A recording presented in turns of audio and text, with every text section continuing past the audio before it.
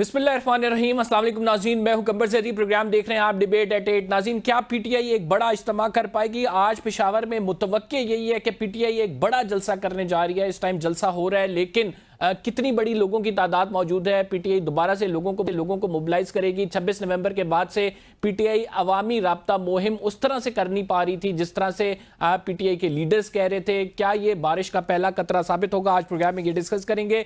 Justice समन रिफत के खिलाफ supreme judicial council में एक शिकायत आ गई है। इससे कबल जस्टिस एजाज इसहाक खान और जस्टिस मोहसिन अख्तर कैनी के खिलाफ भी आई थी। ये वो जजेस हैं जो जस्टिस तारिक महमूद जहांगीरी का साथ दे रहे हैं और उनके साथ जाकर इन्होंने सुप्रीम कोर्ट ऑफ पाकिस्तान में पिटीशन दायर की थी। इस टाइम इंतहाई अहम मूवमेंट है। उसकी वजूहत ये है कि बार के इलेक्शंस होने जा रहे हैं, जजेस प्रेशर बढ़ा रहे हैं और जस्टिस तारिक महमूद जहांगीरी का केस भी सुप्रीम कोर्ट ऑफ पाकिस्तान में लगा हुआ है। क्या पीटीआई की मूवमेंट के साथ जुडिशियल मूवमेंट भी जोर पकड़ेगी? ये भी आज प्रोग्राम में डिस्कस करेंगे। तीसरी इंपॉर्टेंट डेवलपमेंट जो है वो 4 ममालिक जिसमें ईरान, रशिया, पाकिस्तान और चाइना शामिल हैं। इन्होंने कहा है कि अफगानिस्तान पुरअमन होना चाहिए, अफगानिस्तान जो है एक आज़ाद रियासत है, जबकि दूसरी जानिब अमरीका जो है बगराम एयर बेस मांग रहा है और अमरीका कह रहा है कि अफगानिस्तान उनको बगराम एयर बेस दे क्योंकि उन्होंने ये एयर बेस कंस्ट्रक्ट किया था। आज चारों ममालिक का जो एलामिया आया है वो बड़ा इंटरेस्टिंग है, इस पर भी डिस्कस करेंगे। खसूसन यूएन में जो शहबाज शरीफ साहब ने स्पीच की है। हमें ज्वाइन किया फवाद चौधरी साहब ने, सीनियर सियासतदान है। बहुत शुक्रिया फवाद चौधरी साहब प्रोग्राम में ज्वाइन करने के लिए। सबसे पहले पेशावर के जलसे के हवाले से बात करते हैं। एक बड़ा मजमा पीटीआई निकालने में आज कामयाब हो गई पेशावर में। व्हाट डू यू थिंक, क्या ये बारिश का पहला कतरा साबित होगा? सिंस 26 नवंबर हमने देखा कि कोई बड़ी मूवमेंट नहीं हुई। आज जो है एक बड़ा जलसा किया जा रहा है। छोटे छोटे जलसे ज़रूर होते रहे, रिलीज ज़रूर होती रही। आप समझते हैं कि दोबारा से मोमेंटम बन पाएगा कोई? देखिए जी, सच्ची बात तो यह है कि पेशावर में जलसे से कोई बड़ा इम्पैक्ट आना बड़ा मुश्किल है। उसकी वजह यह है कि जहाँ पे गवर्नमेंट होती है, आपकी अपनी गवर्नमेंट है, वहाँ पे क्या अगर आप कहेंगे भी तो क्या उसमें इम्पैक्ट आएगा? द रियल प्रॉब्लम इज कि जो पीटीआई का जो एक रेजिस्टेंस नज़र आनी चाहिए वो केपी में भी नहीं है, पंजाब में भी उस तरह से नहीं है। लोग डरे हुए हैं। प्राइमरी प्रॉब्लम इज नॉट कि लोग जो हैं वो कोई पीटीआई तो खैर उस तरह से नहीं रही, लेकिन लोग तो देखें इमरान खान के साथ हैं। अगर 8 फरवरी को 65% लोगों ने इमरान खान को वोट दिया था, आज इलेक्शन होगा 75% लोग इमरान खान को वोट देंगे। लोगों का जो साइलेंट मेजॉरिटी है वो तो इमरान खान के साथ है, लेकिन जो एक उसके लिए जो चाहिए उसमें लोग खौफजदा है। और खौफजदा लोग जो हैं उसके साथ प्रॉब्लम ये होता है कि जब लोग अगर जब वो खौफ टूटता है तो फिर उसके कॉन्सिक्वेंसेस होते हैं। लेकिन फिलहाल लोग खौफजदा हैं और उस खौफ की वजह से लोग निकल नहीं रहे। ये खौफ किस तरह से टूटेगा, कब टूटेगा? आपको आइंदा आने वाले दिनों में ये हालात नजर आ रहे हैं कि ये खौफ टूट जाएगा या फिर जो खौफ के बुत इमरान खान साहब भी कहते थे वो बने रहेंगे? नहीं कमर, सच्ची बात यह है कि ये इनविजिबल होता है। ये कोई बंदा प्रिडिक्ट नहीं कर सकता कि क्या पिछली आप अगर मूवमेंट्स उठा के देखें ना, फॉर एग्जांपल आप 1947 के अगर पंजाब के फसादात उठा के देखें तो उसका जब ये एक आपका यहाँ पे है कहुटा के पास गांव है, वहां पे एक शादी के ऊपर जो है वो फसाद शुरू हुआ। किसी को पता भी नहीं, सोचा भी नहीं था। रन अवे मैरिज थी और मर्जी से उन्होंने भाग के शादी कर ली, वहां पे फसाद हुआ और उस फसाद से जो है विद इन 8 मंथ्स जो है वो 20 लाख लोग अपनी जान से चले गए। इसी तरह से अयूब खान साहब के जो दौर में जो उनके खिलाफ तहरीक शुरू हुई वो इससे शुरू हुई थी कि जो स्टूडेंट्स थे ये इस्लामिया कॉलेज रावलपिंडी के या गॉर्डन कॉलेज रावलपिंडी के, वो गए, उन्होंने एक टेप रिकॉर्डर खरीदा वहाँ से बाड़ा मार्केट से। वो वापस आए और कस्टम ने उनका वो कन्फिस्केट कर लिया और उसके बाद वो सारे स्टूडेंट्स जो हैं वो भुट्टो साहब के साथ शामिल हो गए, वहाँ से तहरीक शुरू हो गई। और इसी तरह से जो बाद की जो तहरीकें हैं वो कभी भी मेन इशू के ऊपर नहीं हुई। फॉर एग्जांपल अभी भी आप देखें कि नेपाल में या बांग्लादेश में जो इनकलाब आया है वो तो कोटे सिस्टम के खात्मे के खिलाफ आया है। सो ये प्रिडिक्ट करना बड़ा मुश्किल होता है कि किस बात के ऊपर लोग जो हैं वो ये खौफ की जंजीर तोड़ देते हैं, बाहर निकलते हैं। लेकिन और ये حکومتیں عقل مند حکومتیں تو یہی کرتی ہیں، سسٹم یہی کرتے ہیں کہ وہ اس فضا ملک میں نہیں رہنے دیتے اور اس میں ریکنسائل کرتے ہیں کہ ایسی سچویشنز میں ملک نہ رہے کہ جہاں پہ کوئی بھی واقعہ کسی بڑے مصیبت کا پیش خیمہ بن جائے. لیکن بہرحال ہماری طرف تو ایسی سوچ نہیں ہے، اور ہمیں یہی ہے کہ جو کوئرژن ہے، زور ہے، زبردستی ہے، یہی پاکستان کو چلا سکتی ہے، اور اسی راستے پہ ہم گامزن رہیں. سر گول میز کانفرنس ہو رہی ہے، وکلا متحد ہو کے دوبارہ سے آواز اٹھانے کی کوشش کر رہے ہیں. آپ نے دیکھا اعتزاز احسن صاحب بیٹھے تھے، اور سلمان اکرم راجہ تھے، بیرسٹر گوہر ان کے ساتھ بیٹھے ہوئے تھے. ان تمام لوگوں نے صحافیوں سے بھی تقاریر کرائیں. Do you think some thing will come out of this, یا پھر یہ صرف ایک آئی واش ہے؟ دیکھیں، بات یہ ہے کہ پہلی بات تو آپ یہ دیکھیں کہ جو آئی ایل ایف ہے اس کا بہت بڑا فیلئر ہے کہ وہ اس وقت تمام جو عہدے آتے ہیں لوگ ان کے عمران خان کے نام کے اوپر وہ جیتتے ہیں، اور جیت کے اگلے دن وہ جا کے حکومت کے ساتھ شامل ہو جاتے ہیں، چاہے وہ اسلام آباد کا واقعہ ہو چاہے کوئی بھی ہو. اب یہ جو گول میز کانفرنس ہوئی ہے، اب دیکھیے اس میں کتنے وکیل آئے ہیں، 30 نہیں تو 40 وکیل آئے ہوں گے. پرابلم یہ ہے کہ آپ آئی ایل ایف کے لوگ جو سارے ٹکٹ لینے کے لیے چاہتے ہیں وہ کدھر ہیں؟ وہ کیوں وہ پارٹیسپیٹ نہیں کر رہے؟ عمران خان کی رہائی کے لیے آئی ایل ایف کی طرف سے کیا جو ہے وہ شو آف کیا گیا؟ جو میں اس سارے معاملے میں ججوں کو 1% بھی بلیم نہیں کرتا. آپ دیکھیں یہاں پہ اگر کوئی ریزسٹنس دکھائی تھی 26ویں ترمیم سے پہلے تو جوڈیشری نے دکھائی تھی. 26ویں ترمیم کو پی ٹی آئی نہیں بچا سکی. جو آئی ایل ایف والے ہیں وہ گھر پہ بیٹھے رہے، انہوں نے جن کو ٹکٹ دیے وہ جا کے حکومت کے ساتھ جو ہے وہ مل گئے. 100% ذمہ داری جو تھی وہ لائرز اور یہ جو میڈیا تنظیمیں تو خیر ہمیشہ ہی جعلی رہی ہیں، ان میں جو کبھی کوئی ایسا تحریک وغیرہ کا تو ہوا نہیں، وہ صرف مالکان ہی ان کو استعمال کرنے کے لیے میڈیا تنظیمیں بناتے رہے.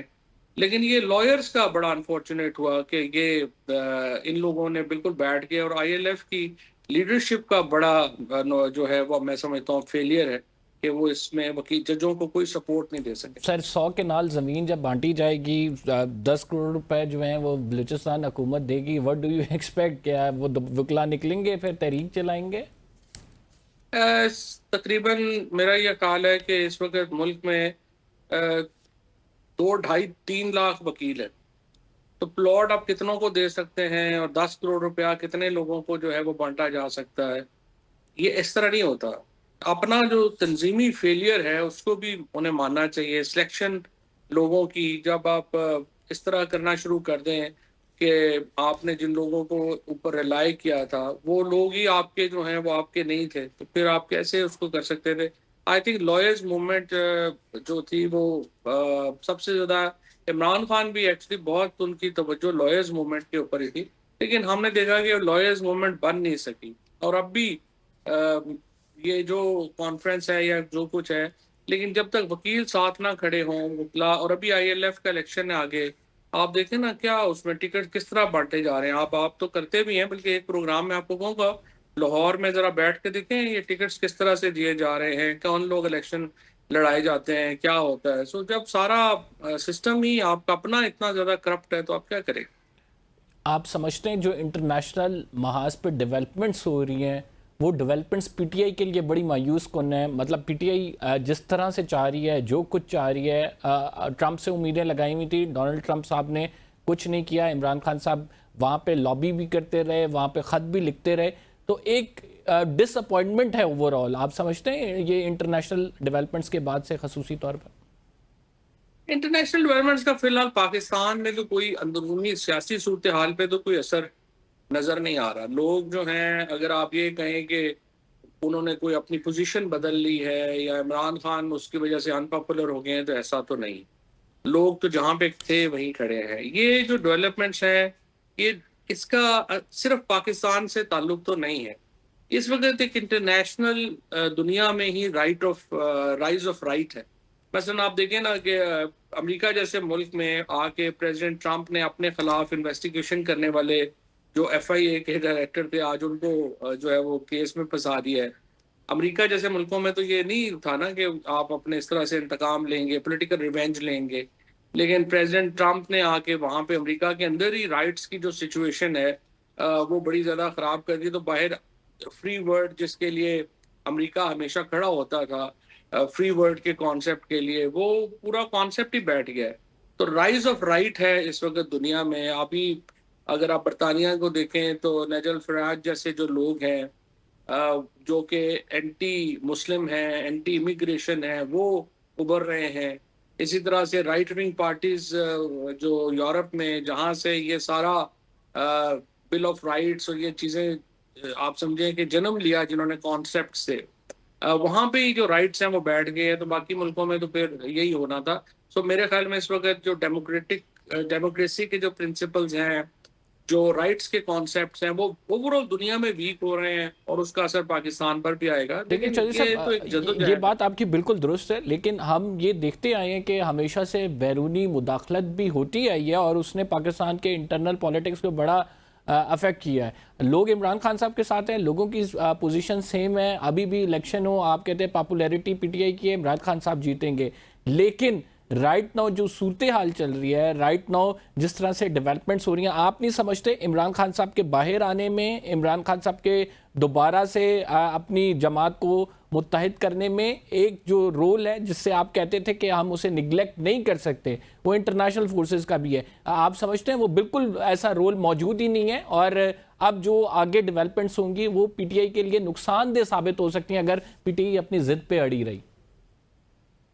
लेकिन लेकिन इमरान खान तो फ्रेंकली अपनी पोजीशन पे पीछे हटने को तैयार नहीं है।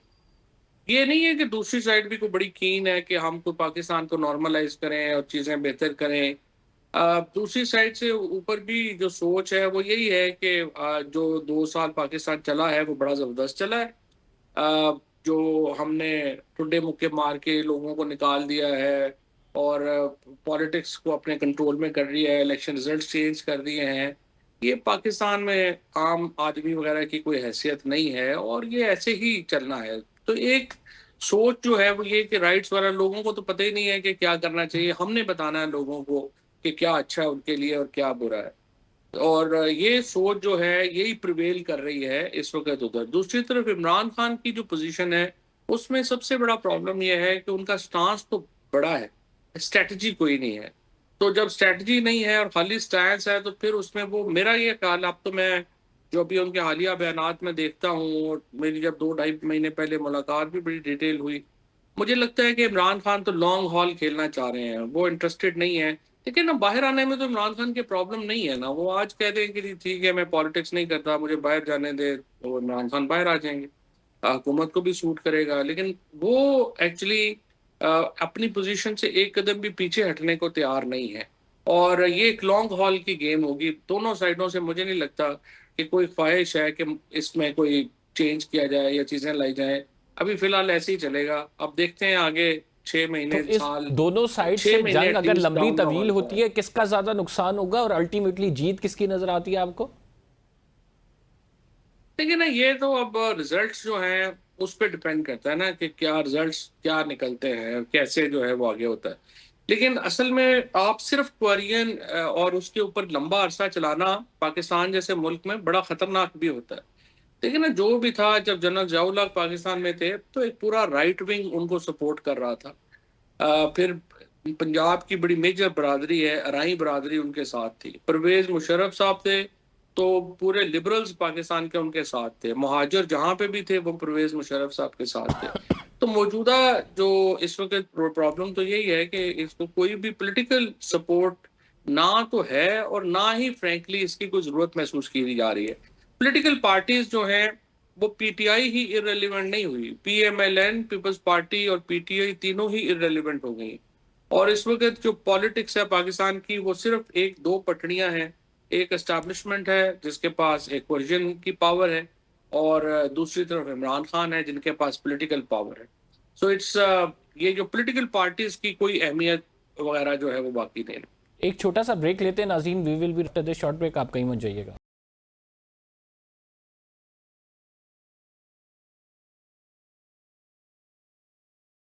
वेलकम बैक नाज़रीन। अब बात करेंगे, एक सोशल मीडिया पे इशू बड़ा उठा हुआ है, वो इशू शमा जुनेजो साहिबा के हवाले से है। शमा जुनेजो साहिबा जो हैं वो यूएन डेलीगेशन का हिस्सा हैं और वो ख्वाजा आसिफ के पीछे बैठी थी, तस्वीर में नज़र आ रही थी और इस मामले को लेकर शोर शराबा हुआ। इस मामले को लेकर कहा गया कि ये پرو اسرائیل ہیں، ان کی پوسٹ پرو اسرائیل ہیں، پاکستان کا موقف بڑا واضح ہے فلسطین کے حوالے سے، تو وہ وہاں پہ کیا کر رہی ہیں؟ اور انہوں نے پرائم منسٹر کی سیکرٹ فائلز کے حوالے سے بھی ایک ٹویٹ کی جس سے سوشل میڈیا پہ ایک طوفان برپا ہو گیا.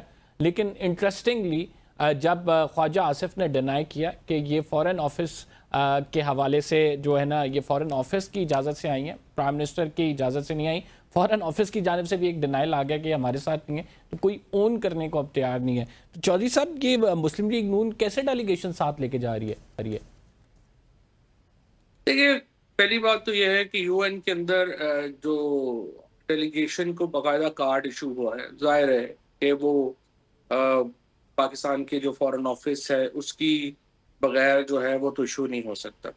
اب یہ بات میں خواجہ آصف صاحب کی اس دلیل سے میں اتفاق کر سکتا ہوں کہ ان کے وہ واقف نہیں ہوں گی. خالی تصویر بنانا تو کوئی ایسی بات نہیں ہے. میں جاتا ہوں، جہاں پہ بھی جاتا ہوں، لوگ تصویریں بنواتے ہیں اور 90%، 95% مجھے نہیں پتا ہوتا کون ہے جس کے ساتھ میں تصویر بنا رہا ہوں، کون بنا رہا ہے. آئی ایم شیور خواجہ آصف صاحب میں یا جو بھی آپ بھی جاتے ہیں، جو بھی ہم لوگ جو ٹی وی پہ آتے ہیں یا جو ایک ہے لوگ تصویر بنواتے ہیں کرتے ہیں، تو اس سے یہ کہنا کہ وہ ان کے لازم واقف ہیں، یہ تو درست نہیں ہے. لیکن بہرحال But یہ ہے if کہ she is sitting on Pakistani benches in ہاں UN, then یہ definitely he must know that. He's the defense یہ بات minister. یہ بات صحیح. اگر وہ ان کے پیچھے بیٹھی ہیں اور وہ ڈیفینس کے اس ڈیلیگیشن میں شامل ہے، یونائٹڈ نیشنز کے ڈیلیگیشن میں، سب سے پہلے تو میں حیران ہوں کہ کوئی سکروٹنی نہیں ہے، کوئی پوچھنے والا نہیں ہے، کوئی بتانے والا نہیں ہے کہ ان کا بیک گراؤنڈ چیک ہونا. ہمیشہ جب آپ پرائم منسٹر کے ساتھ انٹریکشن ہوگا یا آرمی چیف کے ساتھ انٹریکشنز ہوتے ہیں یا اس طرح کی بڑی پوزیشنز کے اوپر انٹریکشنز ہوتے ہیں، تو آپ بیک گراؤنڈ چیک ہوتے ہیں. بیک گراؤنڈ چیک کے بعد ہی آپ جو ہے وہ ان کو ایکسیس ملتا ہے. جو شہباز شریف صاحب کے ساتھ ایکسیس ہے، نواز شریف صاحب کے ساتھ ایکسیس ہے، تو اس کا مطلب یہ ہے کہ ہمارا سسٹم نہیں ہے کہ جس میں کوئی بیک گراؤنڈ بتایا جا سکے کہ کیا ہے کیا نہیں ہے. Anybody can actually run through that. So I think it's a huge embarrassment for Pakistan, اس میں کوئی شبہ ہی نہیں ہے. اور آپ دیکھتے ہیں کہ اس کو آگے P M L N especially Shahbaz Sharif sahab بھی اب رہ گئے ہیں، کیونکہ اسحاق ڈار صاحب بھی انکاری ہو گئے ہیں، خواجہ صاحب بھی انکاری ہو گئے ہیں، تو اب تو ہونا سارا شہباز شریف صاحب پہ ہی آ گیا. فورن آفس بھی انکاری ہو گیا. بہرحال شمع جنیجو صاحبہ کا موقف یہ ہے کہ وہ شہباز شریف صاحب کی جو ہے اسپیچ رائٹ، تو اس وجہ سے وہ ساتھ گئی ہیں. ہم نے دونوں کا موقف سامنے رکھنا تھا. آگے بڑھتے ہیں. پنجاب پہ سیلاب کے معاملے میں بڑے تیز بیانات آ رہے ہیں دونوں سائڈ سے، بلاول بھٹو زرداری بھی اور مریم صاحبہ بھی، اور پھر وہی بیانات کا ایک سلسلہ شروع ہو گیا جو ہم ماضی میں شہباز شریف صاحب اور زرداری صاحب کے درمیان دیکھتے تھے. یہ کیا چل رہا ہے سر؟ نہیں، اصل تو دو چیزیں ہیں نا. ایک تو جو زرداری صاحب کی پیپلز پارٹی کی صرف اتنی سی خواہش رہی ہے ہمیشہ کہ جنوبی پنجاب کے اوپر ہم ایک جنوبی پنجاب کا کارڈ کھیل کے کچھ سیٹیں ہم بڑھا سکیں. یہ تو ان کی خواہش پہلے بھی پوری نہیں ہوئی، اب بھی پوری نہیں ہونی. کیونکہ صرف یہ لوگ جو ہیں جو سندھ کے قریب ہیں وہ تو دیکھ ہی رہے ہیں سندھ کا کیا حال ہے. جو زرداری صاحب کے ساتھ کوئی بندہ میرٹ کے اوپر جانے کو تو تیار نہیں ہے. جہاں تک اوور آل پرابلم ہے میرے خیال کے اندر، جو بڑے فیصلوں میں جس طرح سے زرداری صاحب کو سائڈ لائن کیا گیا ہے، یعنی چاہے وہ سعودی عربیہ کا معاملہ ہو، چاہے وہ یہ امریکہ کا وزٹ ہو. آپ دیکھیں نا، اگر یونائٹڈ نیشنز میں جو ہیں وہ شمع جنیجو جا سکتی ہیں، تو پھر آپ کے جو ہیں وہ بلاول بھٹو بھی تو جا سکتے تھے نا. لیکن پیپلز پارٹی کی کوئی ایم این اے بھی جا سکتے تھے ساتھ، لیکن انہوں نے ان کو بالکل مکمل طور کے اوپر جو ہے پی ایم ایل این نے فارغ کیا ہوا ہے امپورٹنٹ ڈیسیژن میکنگ میں. اسٹیبلشمنٹ اور P M L N decision making کرتی ہے، اور پیپلز پارٹی کا اصل پرابلم یہ ہے کہ they are not part of it. اب باقی جو معاملہ ہے یہ سیلاب کا یا اس کا، What are اس the پہ وہ reasons چھوٹی for موٹی that? اپنی، میرا خیال یہی ہے کہ پیپلز پارٹی جو ہے جب سے اس نے کینال ایشوز کے اوپر، وہ مجبوری تھی ان کی، انہوں نے سٹینڈ لینا ہی تھا. اس کے بعد سے پھر این ایف سی ایوارڈ کو لے کے ان چیزوں کے اوپر پیپلز پارٹی کے لیے بڑا مشکل ہے کہ وہ ان باتوں کے اوپر حکومت کا ساتھ دے. اور اس لیے میرا خیال ہے کہ پیپلز پارٹی کو تھوڑا فاصلے پہ رکھا گیا ہے.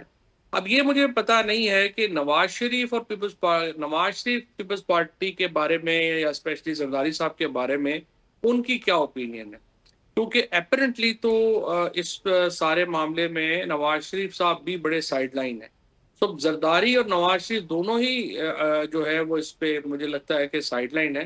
لیٹس سی کہ اس کو اگلے 3 مہینے میں 5 مہینے میں اس کے اوپر کیا بات ہمارے سامنے آتی ہے. جسٹس سمن رفت کے خلاف بھی ایک شکایت درج ہوگی ہے ناظرین، وہ سپریم جوڈیشل کونسل میں جمع کرائی گئی ہے.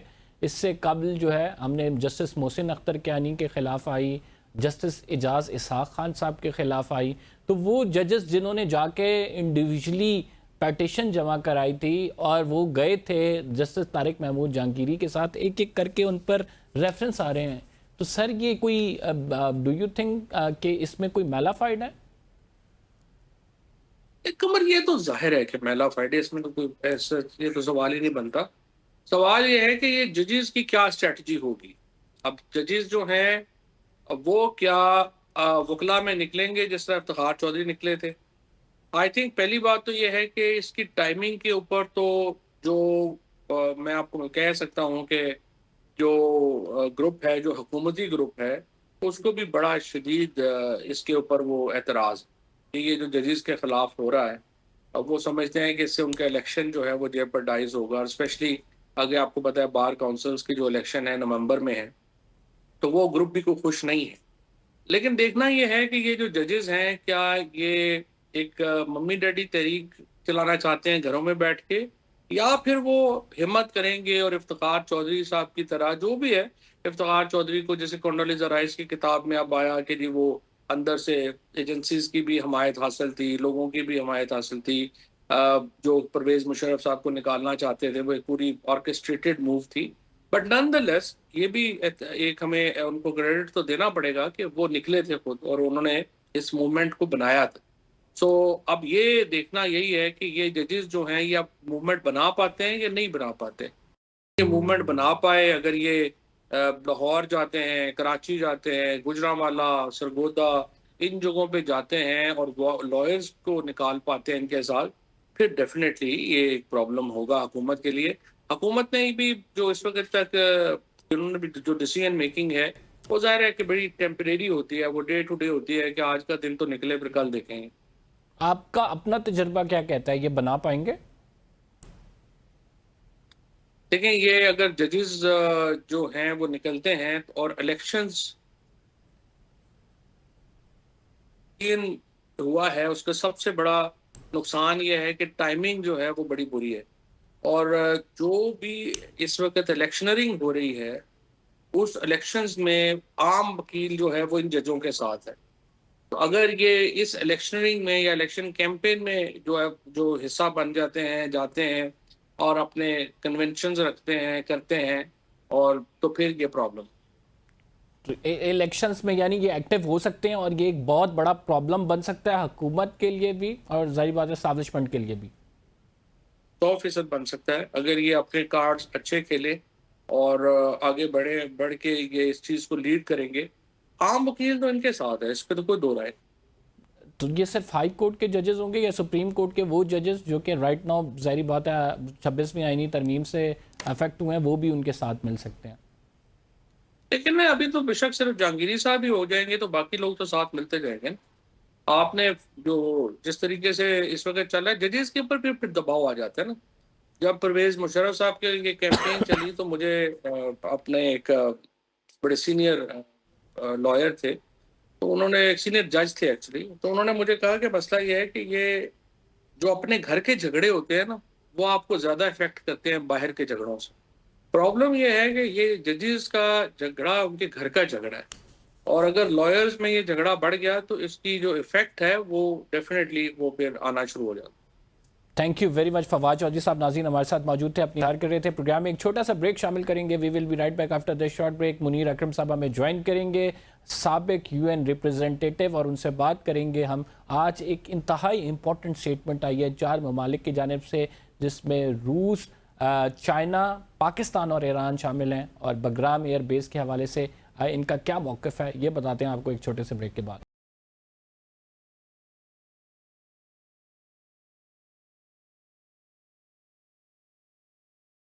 वेलकम बैक नाज़रीन। हमें ज्वाइन किया है मुनीर अकरम साहब ने, साबिक रिप्रेजेंटेटिव हैं यूएन में पाकिस्तान के। बहुत शुक्रिया मुनीर अकरम साहब हमें प्रोग्राम में ज्वाइन करने के लिए। सबसे पहले आज जो ताज़ा खबर है वो 4 ममालिक की स्टेटमेंट है, जिसमें ईरान, रशिया, पाकिस्तान और चाइना शामिल हैं। और चारों ममालिक ने कहा कि अफ़गानिस्तान को एक पुरअमन और आज़ाद रियासत होना चाहिए। कॉन्टेक्स्ट थोड़ा सा देख लेते हैं। कॉन्टेक्स्ट ये है कि बग्राम एयर बेस अमरीका मांग रहा है और उसके बाद चारों वज़राए ख़ारजा ने जो है कंबाइंड एक स्टेटमेंट दी है। कैसे देखते हैं आप इस स्टेटमेंट को? ख़ुसूसन पाकिस्तान की अमेरिका में मुलाकात हुई और बड़ी इंपॉर्टेंट स्ट्रेटजिक मुलाकात बताई जा रही है, 90 मिनट की मुलाकात हुई, और उसके फ़ौरन बाद पाकिस्तान ने जो ये स्टेटमेंट जॉइंटली निकाली है कि बेसिकली एक मुखालफत करता नज़र आ रहा है। How do you compare sir? Ji, I don't think we should इसको कनेक्ट नहीं करने की ज़रूरत है। ये जो हमारी पोजीशन है, ये क्वाड्रिलेटरल जिसे कहते हैं हम, पाकिस्तान, ईरान, चाइना और रूस के दरमियान, ये पहले भी, आपने पिछले साल भी अगर आप याद करें तो पिछले साल भी ये अवामी मुत्तहिदा की जनरल असेंबली के मार्जिन्स के ऊपर एक मिनिस्ट्रियल मीटिंग हुई थी, जिसमें हमने अपनी पोजीशन अफगानिस्तान के ऊपर बहुत डिटेल में पोजीशन अडॉप्ट की थी। वही पोजीशन रहती है, अभी भी वही पोजीशन है हमारी चारों मुल्कों की, कि अफगानिस्तान को एक इंडिपेंडेंट होना चाहिए, सॉवरेन होना चाहिए, इसकी टेरिटोरियल इंटीग्रिटी को महफूज रखना चाहिए वगैरह। जो ये बगरम के बारे में जो मसला उठा है, ये इस पे अब तक पूरी समझ नहीं है कि अमेरिका क्या चाहता है या ट्रंप साहब क्या चाहते हैं, क्योंकि ये बिल्कुल ही एक सडनली उन्होंने ये डिमांड पेश किया है। ये मेरे ख्याल में नामुमकिन है। इस किस्म की, ना तालिबान अपनी सॉवरेनिटी को किस और को वापस तोड़ने नहीं देंगे, और उन्होंने रिजेक्ट कर दिया ये डिमांड जो है। तो ये मुख्तलिफ मसला है, इसमें पाकिस्तान का कोई पोजीशन नहीं है, और हम तो समझते हैं कि ये मेरे ख्याल में ये नामुमकिन है, ये डिमांड जो है। सर, इसमें स्वेयर कॉन्सिक्वेंसेस का कहा है अमरीकी प्रेसिडेंट ने कि अगर आपने हमें ना दी तो इसके बड़े संगीन नताइज होंगे। How do you interpret? जी देखें, इस किस्म की स्टेटमेंट तो प्रेसिडेंट ट्रम्प साहब करते रहते हैं। अभी इसकी क्या कॉन्सिक्वेंसेस होंगी और क्या कर सकते हैं अमेरिका वापस, यानी कि अफगानिस्तान में वापस इंटरवीन तो नहीं कर सकता। 20 साल कोशिश की है, और जो उन्होंने नहीं माना, तो अगर 20 साल में उन्होंने तालिबान को नहीं दबा सके तो अब कैसे दबा सकेंगे? मुझे समझ नहीं आती है ये। सर, ये जो हमारे वज़ीर दिफा ने स्टेटमेंट दी है जिसमें वो ये कह रहे हैं कि अगर हमसे एयर बेसिस मांगी गई तो हम देखेंगे कि हमारे इंटरेस्ट क्या हैं। What do you think, Pakistan क्या रिस्पॉन्ड कर सकता है?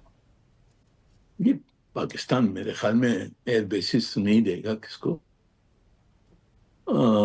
हमारी बहुत वाज़ेह ये पोजीशन है कि हमने एयर बेसिस किसको नहीं देने। तो मेरे ख्याल में ये सवाल पे हमने सोचना भी नहीं चाहिए।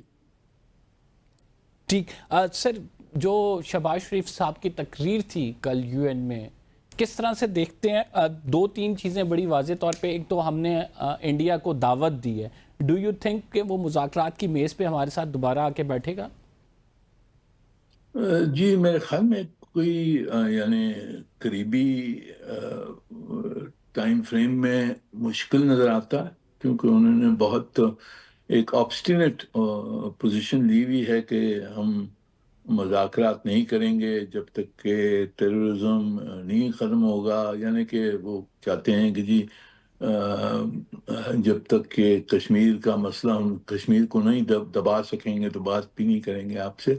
ये बहुत एक इरेशनल पोजीशन है मोदी हुकूमत की।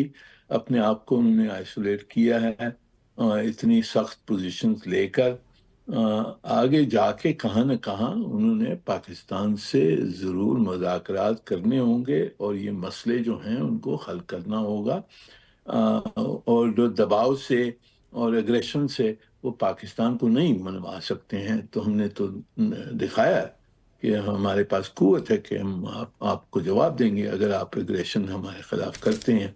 تو ان کو کہاں نہ کہاں جا کے مذاکرات کرنے ہوں گے اور یہ مسئلے نیگوشیٹڈ بیسس کے اوپر حل کرنے ہوں گے۔ سر، سعودیہ پاکستان پیکٹ کس حد تک بھارت کو ریسٹرین کرے گا؟ کیونکہ اس سے پہلے آپریشن سندور کو ریزیوم کرنے کی باتیں ہو رہی تھیں، تو آپ سمجھتے ہیں کہ اس پیکٹ کے بعد بڑی ایک کہہ سکتے ہیں کہ بیریئر کریٹ ہوگا، ریسٹرین شو کرے گا انڈیا، اتنا آسان نہیں ہوگا اس کے لیے یہ ریزیوم کرنا؟ یہ دیکھیں، ہندوستان کو جو انڈیا کی جو اگریشن ہے اس کو روکنے میں ہماری خود کی قوت جو ہے that is the main deterrence. یہ معاہدے سے کچھ انہانس ہو جائے گی، ان کو یہ خیال ہوگا کہ جی ہم نے سعودی عرب سے تعلقات نہیں خراب کرنے ہیں تو شاید تھوڑی رکاوٹ ہو، پر ہماری جو بیسک ڈیٹرنس کیپبلٹی ہے اس میں 3 چیزیں ہیں۔ ایک تو ہماری دفاعی قوت ہے، دوسری ہماری جو تعلقات ہیں سب میں جو نمبر 2 طاقت ہے دنیا میں چین کے ساتھ جو ہماری اسٹریٹجک پارٹنرشپ ہے، that is also major deterrence for India, کیونکہ وہ سمجھتے ہیں کہ ہم پاکستان کے خلاف کچھ کریں گے تو ان کے پھر چین سے بھی تعلقات خراب ہو سکتے ہیں۔ اور پھر یہ تیسرا ہے کہ پوری سعودی عرب اور جو اسلامی دنیا ہے وہ بھی پاکستان کے ساتھ ایک کلوزر الائنمنٹ ان کی ہو گئی ہے۔ تو ہندوستان پہ بہت ساری کنسٹرینٹس آ گئی ہیں، میرے خیال میں ان کو 10 بار سوچنا ہوگا یہ آپریشن سندور کو واپس چلانے کے لیے۔ ان کو بہت سوچنا پڑے گا کہ پہلے تو مار پڑی ہے اور واپس بھی مار پڑ سکتی ہے اگر انہوں نے کچھ شوشہ شروع کیا۔ سر، ویسٹ بینک کی بات کی جائے تو اسرائیل چاہتا ہے کہ ویسٹ بینک پہ مکمل قبضہ کرے۔ امریکی صدر نے یہ کہا کہ ویسٹ بینک کے حوالے سے اسرائیل نہ سوچے۔ ڈو یو تھنک سو کہ ویسٹ بینک کے حوالے سے کوئی میجر ڈیسیجن لیا جائے گا؟ I hope so. ہماری سب کی خواہش تو یہی ہے کہ اسرائیل کو انیکسیشن سے روکا جائے۔ اسرائیل کو جو جنگ جاری ہے، جو جینوسائڈ جنگ چل رہی ہے غازہ میں، بچوں کو مار رہے ہیں، وہ جنگ کو روکا جائے۔ بہت ٹائم ہو گیا ہے، اور اس میں امریکہ کو عرب اور اسلامی دنیا کے سربراہوں نے بھی یہی کہا ہے کہ جی آپ رکوائیے اس کو، جلد میں جلد رکوائیے۔ تو ہماری کوشش یہ ہونی چاہیے کہ جی امریکہ جس کی ایک واحد ملک ہے جس کا دباؤ ہے اسرائیل کے اوپر، تو وہ کچھ اپنا کردار ظاہر کرے اور اس جنگ کو رکوائے۔ کوشش ہماری یہ جاری رہنی چاہیے، اور امریکہ پہ یہی پریشر ہم نے ڈالنا کہ جی آپ یہ جنگ رکوائیے جلدی سے جلدی۔ سر، 21 نکاتی ایجنڈا جو دیا گیا ہے اس میں میوچل فورسز کی بات کی گئی ہے۔ ڈو یو تھنک سو کہ پاکستان ایک میجر رول پلے کرے گا اس میں؟ جی پاکستان رول ضرور پلے کرے گا۔ اب اس میں دیکھنے کی بات ہے کہ اب وہ کتنا میجر ہوگا، کس طرح سے۔ اگر دیکھیں، اگر آپ وہاں ٹروپس بھجواتے ہیں تو وہاں اسرائیل کو بھی منوانا پڑے گا کہ یہ جس ملک کے ٹروپس آتے ہیں ان کو وہ مانے۔ تو پتہ نہیں، شاید پاکستان کی ٹروپ شاید نہیں مانے وہ۔ تو یہ دیکھنے کی بات ہے کہ کس طرح سے آگے یہ بات بڑھتی ہے۔ بٹ سر، اسلامی ممالک یہ کس نکاتی ایجنڈے پہ مان جائیں گے؟ کیونکہ سائیڈ لائنز پہ میٹنگز تو اس کے حوالے سے بہت ہوئی ہیں۔ ٹرمپ نے خود بھی گلف کنٹریز کو بڑا ٹائم دیا ہے۔ جی نہیں، ضرور یہ مذاکرات تو چل رہے ہیں۔ اب اس میں سب میں بڑی بات ہے کہ جی اسرائیل کو روکنا ہے نا، پہلی چیز تو سیز فائر کروانا ہے، اور ان کو مذاکرات کی طرف لے جانا ہے۔ اس کے بعد میں یہ سب جو پلاننگ ہے، گورننس کس طرح سے ہوگی، کیا ہوگا، یہ تو بعد میں آئے گی۔ پہلی چیز تو جنگ رکوانی ہے ہمیں۔ اسرائیل کو روکنے کی اگر بات کریں، جس طرح سے یورپی نیشنز کا جو ہے ہم دیکھ رہے ہیں کہ وہ ان کی سٹیٹمنٹس آ رہی ہیں، وہ 2 اسٹیٹ سولوشنز کی طرف جو ہے جا رہے ہیں، کتنا پریشر بن چکا ہے اس ٹائم امریکہ اور اسرائیل دونوں پہ؟ کیونکہ دونوں جو ہیں 2 اسٹیٹ کو اگر کوئی قرارداد ہوتی تھی UN میں تو ویٹو کر دیتا تھا امریکہ.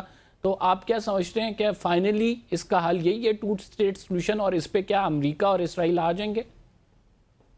یہ دیکھیں 2 اسٹیٹ سولوشن تو بہت عرصے سے پوری دنیا نے مانا ہوا ہے، اور کس وقت پر اسرائیل نے بھی مانا تھا کہ 2 اسٹیٹ سولوشن ہوگا. جو امریکن جو اگلی حکومتیں تھیں پچھلی، انہوں نے بھی مانا ہوا ہے کہ جی 2 اسٹیٹ سولوشن ہوگا. تو اگر 2 اسٹیٹ سولوشن نہیں ہوتا تو یہاں امن لے آنا بہت مشکل ہو جائے گا.